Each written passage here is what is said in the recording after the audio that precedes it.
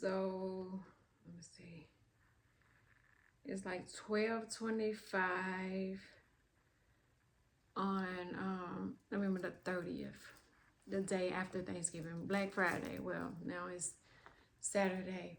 Um, and I just got in. Me and my sister decided to get out a little bit.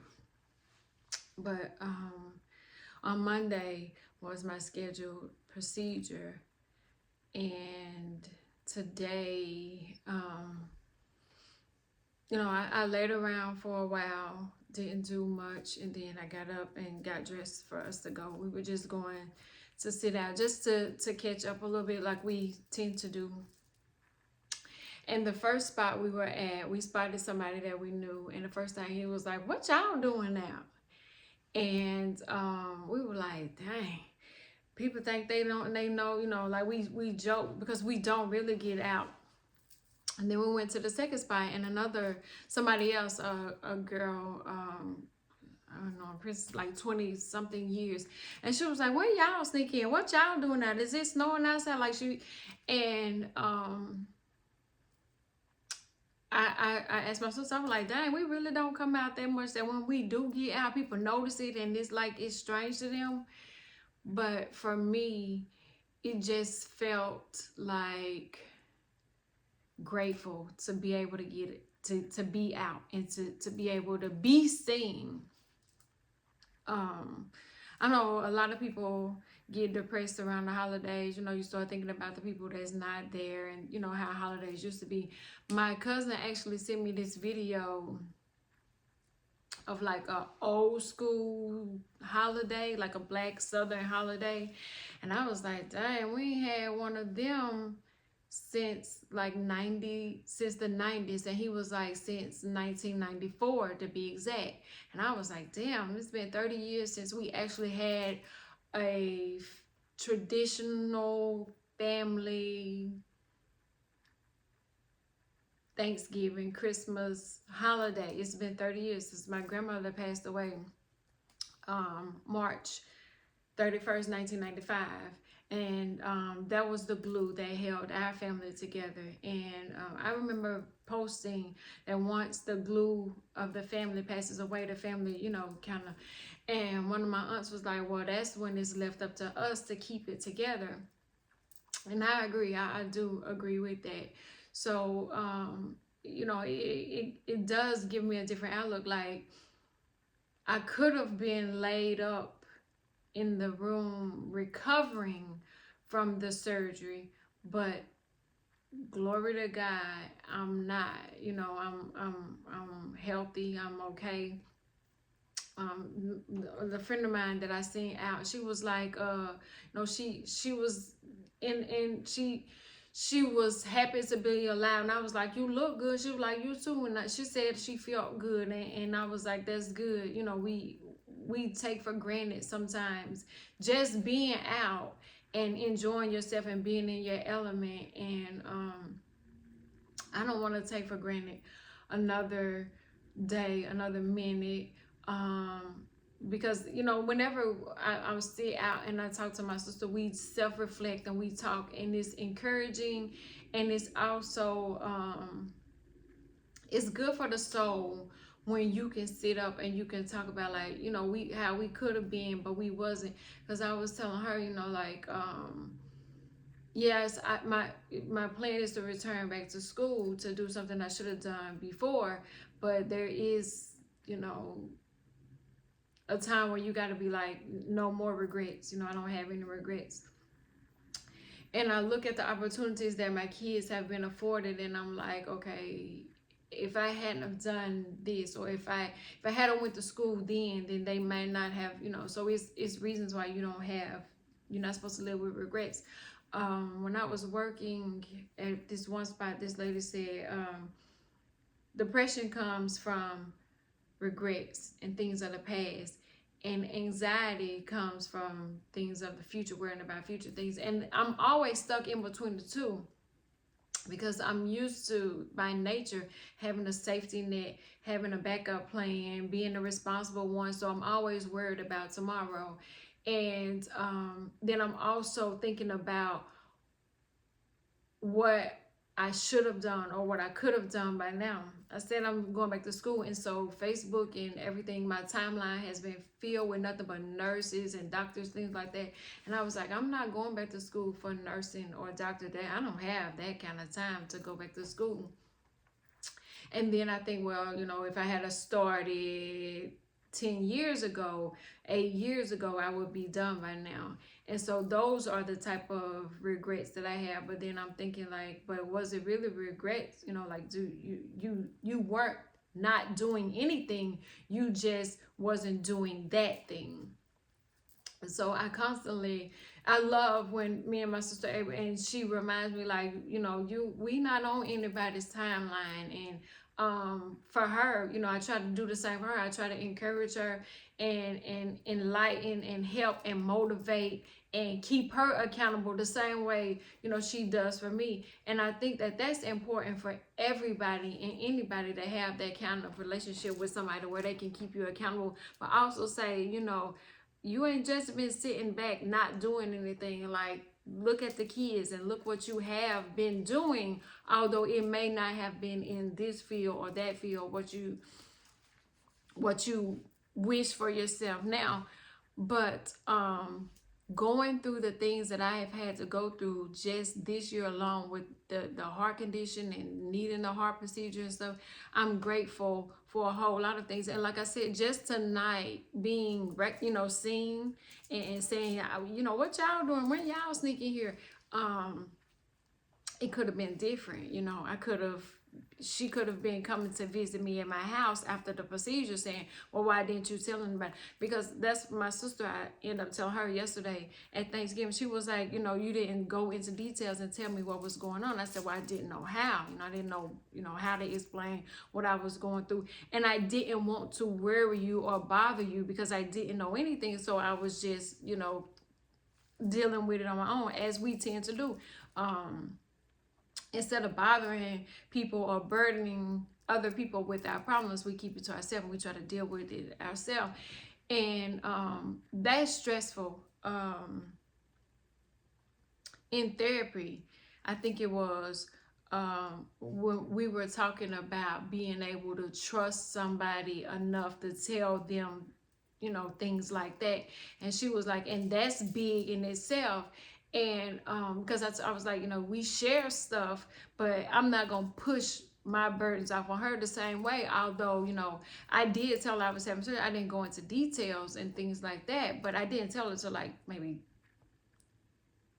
3 days before I actually decided to cancel it.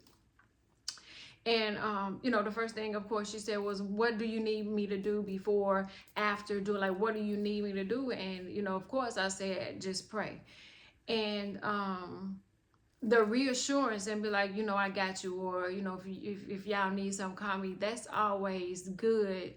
And to know you put something good into the world, so when you need something or when the time comes that you may need somebody to sow back into you, they don't mind it.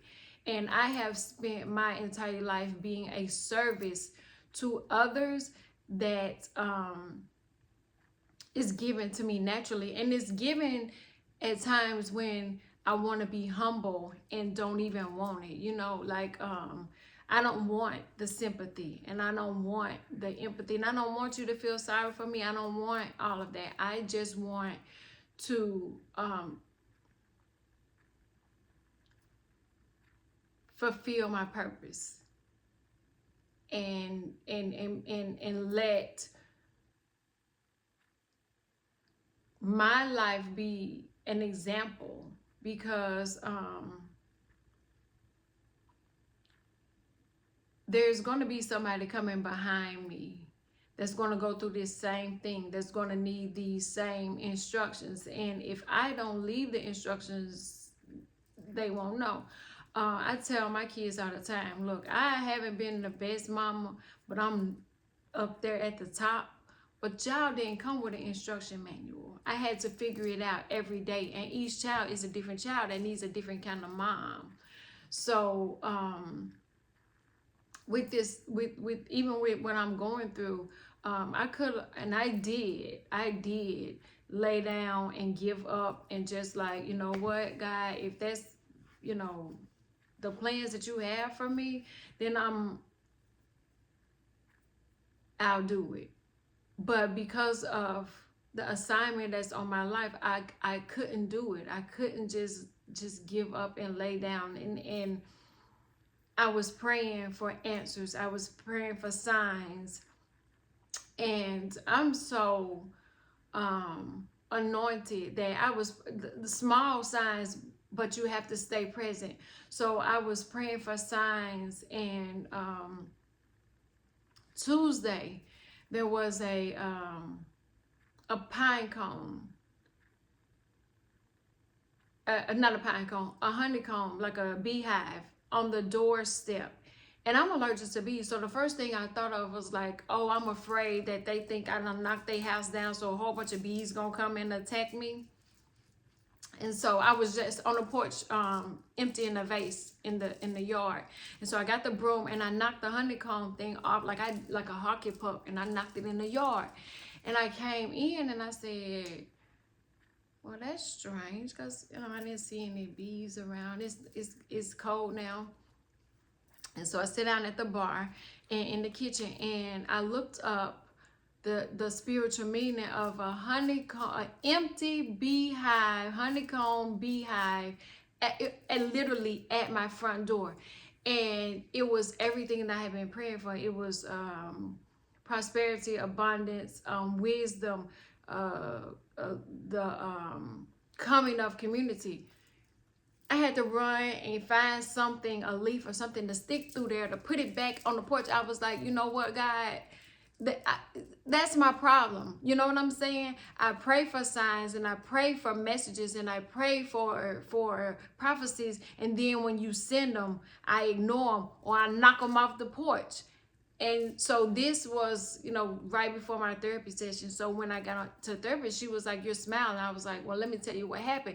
And she asked me, she said, how can you apply that to your real life? How can you see that in your everyday life? I was like, how many times have I asked and prayed for something and God delivered it and I threw it away and I should have? I said, I could probably tell you that I've done it over 1,000,000 times. I probably have done it 1,000,000 times. And I've done it so much that I can't even give you just one, but I know I can relate it to my life. Where you get down on your knees and you begging God for a sign, or for him to just make the pain stop, or just dry your tears up, and then it happens and you shoo it away and you forget, or you wasn't present, so you missed the whole point, the whole lesson, the whole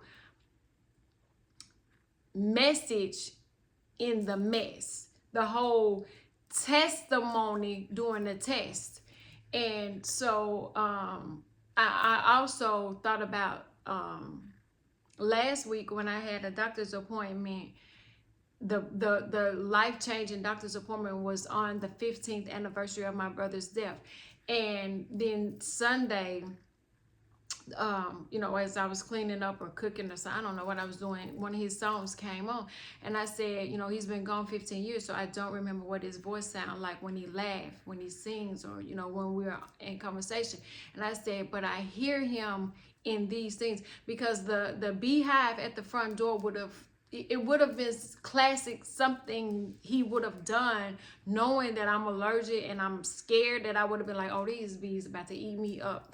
But he would have sat back and laughed, got a real big laugh off watching me kick that off the porch. And, you know, and I say, even though I don't, and then there was a red bird on the porch. I said, even though, you know, I think he's not around, it's in those times. And I'm like, because I feel like having that appointment on the anniversary, like it was like, I'm still looking out for you, sis. Like, you know, your big brother is still around, even though, you know, I'm not there physically. Spiritually, I never left you. You just wasn't listening. You know, you can't hear me with your physical ears. But you weren't listening, but I'm still around. Even with my grandmother and my cousin saying we haven't had Thanksgiving in over 30 years, she said, but I gave you the recipes. I gave y'all the family. I gave y'all the things that y'all would need for when I was gone. Y'all just haven't come together like the beehive and in the community that I made you and gave you. And because yesterday Thanksgiving I wasn't going to get out the house, and I was like, you know what, God, you gave me another holiday, you gave me another Thanksgiving, one that I didn't even think that I would be able to see. There's no way I'm just going to lay in bed and watch TV. Now I did, but I did get out and I did, you know, spend time with family, and it was good for the soul. But I'm just trying to take every day and find something to be grateful for, to find a message in it, to find a method to the madness. Like, it feels like madness and it feels like chaos, but I feel like God's saying it's all part of the plan. Just stay the course. You know, it may feel like it's a little, you know, this ain't where I'm supposed to be and I'm supposed to be further along. Just stay the course. Like, you stay the course.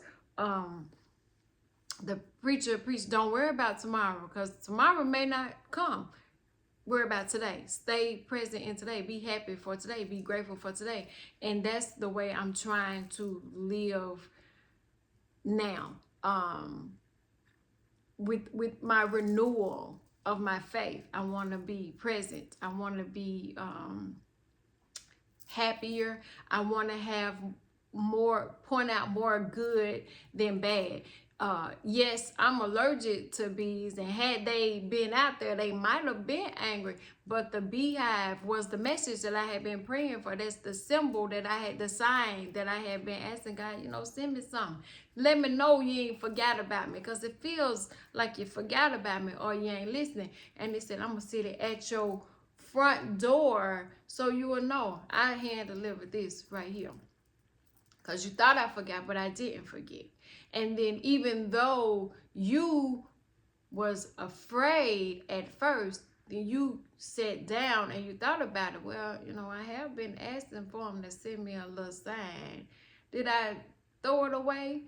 Let me go back and get it. And I set it right at the front door. Matter of fact, not only did I sit it at the front door, I decided to go outside and sweep the porch off, get all the leaves off so that the beehive would be right there, clean, where nobody could miss it, where it could be seen and be placed where it was placed at when I thought it was a curse or I thought it was bad luck or a bad omen. And God was like, trust me, just trust me, you know, keep going and don't fear not. You know what I'm saying? You asked me and I'm showing you. I ain't forgot. And you asked me for signs because I know your hard head. I know your head is hard as I don't know what. Just stay the course. Stay the course and keep going. They said another thing, they said that bees are hard workers and it take a lot to make that beehive. I got you. I see your hard work. Be patient. Be patient. So I'm being patient because I'm not a patient. That might go over your head, but for me, it means so much more because I'm not hooked up to any IVs. I'm not on any pain medication. I am a living, walking, breathing miracle. And I am so grateful. I'm so thankful. If I hadn't been sitting around a table doing dinner and somebody asked me, what are you thankful for? I would have been talking and saying so much that it would have lasted, nobody wouldn't have ate. That would have been the longest prayer. Everybody would have been mad because there's so much to be grateful for in every day, in every hour. And for me, I don't want God to think that I wasted this second, third, fourth, fifth, sixth, seventh, eighth, ninth chance. Like, I'm really grateful and I'm going to finally step into my purpose with this next chapter, this next chance. Like, my testimony it's gotta be the instructions, the blueprint for the next person coming behind me to know, well, like, they told her she needed a pacemaker, but she really didn't need a pacemaker. She just needed her faith renewed. She needed her faith restored. She had to be tested in order to say, well, you know what? Maybe it's in me and has been in me all along. And that's something that I had to really come to terms with.